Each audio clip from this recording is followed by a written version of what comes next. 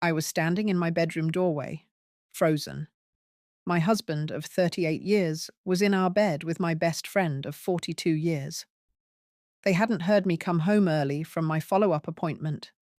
They were so absorbed in each other that they didn't notice me standing there, watching my entire life shatter into pieces. I had finished chemotherapy 3 months earlier. I was cancer-free. I had survived stage 3 breast cancer, the surgery, the radiation, the poison they pumped into my veins every week. I had fought for my life and won. And while I was fighting, they were doing this. Linda looked up and saw me. Her face went white. My husband David turned his head, and for just a moment, I saw something in his eyes that wasn't guilt or shame. It was relief. He was relieved that I finally knew. My name is Catherine, and until that moment, I thought I knew what suffering was. I thought cancer was the worst thing that could happen to a person. I was wrong. David and I had been married since we were 24 years old. We had raised 2 sons together, built a comfortable life, survived the normal ups and downs of a long marriage. We weren't passionate anymore. We were in our 60s, comfortable with each other, content. Or so I thought. Linda had been my best friend since college. We were roommates freshman year, bridesmaids at each other's weddings, godmothers to each other's children. She had been divorced for 12 years and lived alone. She was lonely, I knew that. I tried to include her in everything. She was family. When I was diagnosed with breast cancer at 64, both David and Linda were my rocks. The diagnosis came after a routine mammogram showed something suspicious. The biopsy confirmed it was malignant. Stage 3, aggressive, requiring immediate treatment. I was terrified. Cancer runs in my family. My mother died from it at 62. I was convinced I was going to die too. David held me while I cried and promised we would get through this together. Linda came over that same evening and sat with me for hours, just being there. The treatment plan was brutal. Mastectomy first, then 4 months of chemotherapy, then 6 weeks of radiation. The surgeon explained everything in clinical terms: removal of breast tissue, lymph node dissection, reconstruction options. I heard the words but couldn't process them. This was happening to me, to my body. Linda went with me to the surgery. David was there too, of course, but Linda was the one who held my hand in pre-op, who was there when I woke up groggy and in pain, who helped me to the bathroom when I could barely stand. She stayed at our house for 3 days after the surgery, sleeping in the guest room, helping me with everything I couldn't do myself. I was grateful beyond words. What would I have done without her? The chemotherapy started 3 weeks after surgery. Every Tuesday for 16 weeks, David drove me to the cancer center. I sat in a recliner with an IV in my arm for 4 hours while poison dripped into my veins. Poison that would kill the cancer cells, but also made me violently ill, exhausted, and eventually bald. I lost my hair after the second treatment. I had been warned it would happen, but nothing prepared me for seeing clumps of hair on my pillow coming out in my hands in the shower. I shaved my head before it could fall out in patches. I looked in the mirror at this bald, thin, sick version of myself and barely recognized who I was. Linda took me wig shopping. We made a day of it, trying on different styles, trying to laugh about it, even though I wanted to cry. She bought me a beautiful wig that looked like my real hair. She told me I was still beautiful, that I was strong, that I would beat this. David said the right things, but I could see the discomfort in his eyes when he looked at me. I had only one breast, a surgical scar across my chest, no hair, dark circles under my eyes from constant nausea. I didn't feel like a woman anymore. I felt like a patient, a survivor maybe, but not a woman. Linda came over twice a week during chemo. She brought meals she had cooked, sat with me when I was too sick to do anything but lie on the couch, cleaned the house when I didn't have the energy. David was grateful too. The burden of caring for me was overwhelming, and Linda took some of that pressure off. Sometimes David would go play golf on Saturday mornings while Linda stayed with me. He needed a break. I understood that. Caring for a cancer patient is exhausting. Linda would be there when I woke up, making tea, ready to keep me company. Looking back now, I can see how it happened. David was mourning the wife he'd had, healthy, energetic, sexual.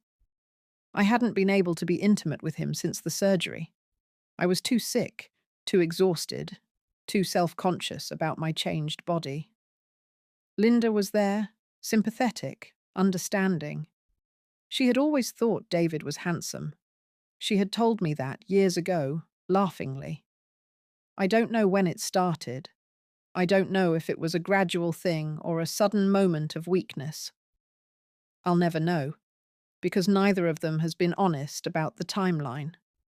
All I know is that while I was fighting for my life, they were falling in love. I finished chemotherapy in February.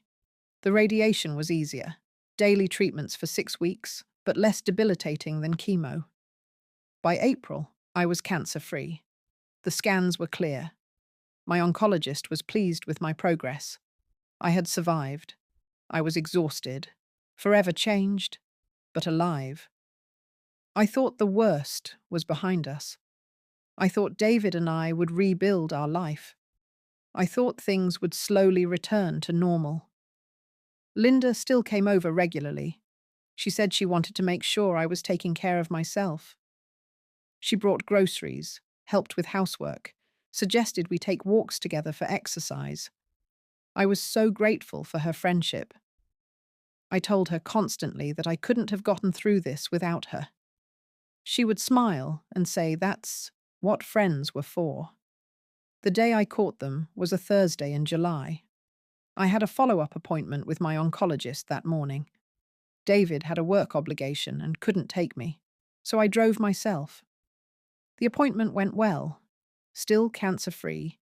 Blood work looked good. I was healing. I came home early, happy to share the good news. David's car was in the driveway. He must have gotten home early too, I thought. And there was Linda's car. How lovely. Maybe they were planning a surprise celebration. The house was quiet when I walked in. I called out but got no response. I walked upstairs, thinking maybe David was in his office, maybe Linda was in the guest room. I opened our bedroom door. They were in our bed. The bed where David and I had slept for 38 years. The bed where we had comforted each other after my diagnosis. They were naked, tangled together, oblivious to the world. I made a sound. I don't know what, a gasp or a cry, and Linda's head jerked up. The look on her face was one I'll never forget. Not guilt, exactly. More like a child caught doing something forbidden. David sat up, reaching for the sheet to cover himself. He started to say my name, but I turned and walked away. I went downstairs, picked up my car keys, and left. I drove to a park near our house and sat in my car for 3 hours, staring at nothing. My mind kept trying to make sense of what I had seen. David and Linda. Linda and David. My husband. My best friend. In our bed. How many times? How long? When did this start? While I was sick? While I was throwing up from chemo? While I was losing my hair? While I was fighting for my life? Linda called my cell phone 17 times. David called 23 times. I turned the phone off. I finally went home after dark. David's car was there, but Linda's was gone. I walked into the house and found David sitting in the living room. He looked like he'd been crying. He stood up when he saw me. He tried to explain. He said he was sorry. He said it just happened. He said he never meant to hurt me. He said Linda had been there for him during my illness when he needed someone to talk to about his fears. He said they had connected emotionally, and then it became physical. He said he loved me, but he also loved her. I listened to all of it, without saying a word. When he finished, I told him to pack a bag and leave. He tried to protest, said we needed to talk about this, work through it. I told him if he didn't leave in the next 10 minutes, I would call the police. He left. Linda came to the house the next day. I didn't answer the door. She stood on the porch calling my name, crying, begging me to let her explain. I watched her through the window. This woman I had trusted with everything. This woman I had loved like a sister. This woman who had held my hand through the worst experience of my life while sleeping with my husband. She finally left. She sent me a long email that night. She said she was sorry. She said she never meant for this to happen. She said her feelings for David had grown over the months of helping care for me. She said they had tried to resist, but couldn't. She said she hoped someday I could forgive her. She said David made her happy in a way she hadn't been happy in years. That line made me physically ill. David made her happy. While I was sick and scared and fighting cancer, their happiness had been blooming. I forwarded the email to my divorce attorney and never responded to Linda. The divorce took 11 months. David wanted to try counseling, wanted to work on the marriage. I refused. There was nothing to work on. He had made his choice. He could have his happiness with Linda. Our sons were devastated. They were adults, 41 and 39, with their own families, but they were shocked and angry. They had watched their mother go through cancer treatment. They had seen Linda at the house constantly, helping, being supportive. The betrayal felt personal to them too. My older son stopped speaking to his father entirely. My younger son tried to maintain a relationship, but it was strained. Neither of them would speak to Linda. The divorce settlement was straightforward. We split everything 50-50. I kept the house. David moved into an apartment. Linda moved in with him 3 months later. I heard they got married last spring. A small ceremony, just immediate family. Neither of our sons attended. People asked me how I felt about it. They expected me to be bitter, angry, destroyed. And I was, at first. For months after I caught them, I was consumed by rage and grief. I had survived cancer only to be gutted by betrayal. It felt cosmically unfair. But slowly, something shifted. I started to see the situation differently. David had shown me who he really was. When things got hard, when I wasn't pretty or healthy or easy to be around, he looked elsewhere. The man I thought I knew, loyal, committed, loving, didn't actually exist. He existed only when things were comfortable and easy. And Linda?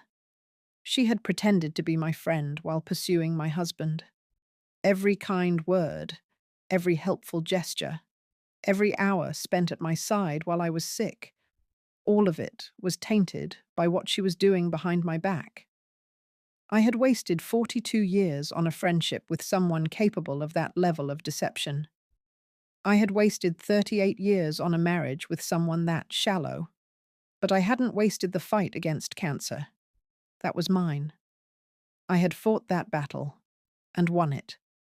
The survival, the strength, the resilience, those were real. David and Linda couldn't touch that. I'm 67 now, 3 years cancer-free. I live alone in the house, and I've made peace with that. My sons visit regularly with my grandchildren. I've reconnected with other friends, real friends who showed up without ulterior motives. I've even started dating. Nothing serious, but I've discovered that men my age appreciate women who know who they are, who have survived real hardship. I don't feel like less of a woman anymore. If anything, I feel more whole than I did before cancer. David and Linda are still together, living their happy life built on the ruins of my trust. I hear updates occasionally through mutual acquaintances. I don't seek out the information, but in a small town, news travels. I don't hate them anymore. Hate takes energy I'd rather spend on living. But I don't forgive them either. Some betrayals are too profound for forgiveness. I'm telling this story because cancer is hard enough without the people you trust making it harder. The statistics say that men are significantly more likely to leave their wives after a serious illness than women are to leave their husbands. Some studies put it at 6 times more likely. The phenomenon even has a name: partner abandonment in illness. I didn't know that when I was diagnosed. I assumed David would be my partner through it all, for better or worse, in sickness and in health. Those were the vows we took. But vows are just words. Character is revealed in crisis. David's crisis revealed he had none. If you're going through cancer treatment or any serious illness, know this: you don't need people who are only there when times are good. You need people who show up when things are hard and don't use your vulnerability against you. And if you've been betrayed during your most vulnerable time, know that it wasn't your fault. You didn't become less worthy of love because you were sick. The people who abandoned or betrayed you simply revealed that they were never worthy of you. Cancer took my breast, my hair, and months of my life. But it didn't take my strength or my worth. David and Linda took my trust and my innocence about friendship and marriage. But they didn't take my ability to rebuild. I survived cancer. I survived betrayal. And now I'm thriving in a life that's smaller but infinitely more authentic. David and Linda can have each other. I have something better. I have myself, hard won and real, and that's enough.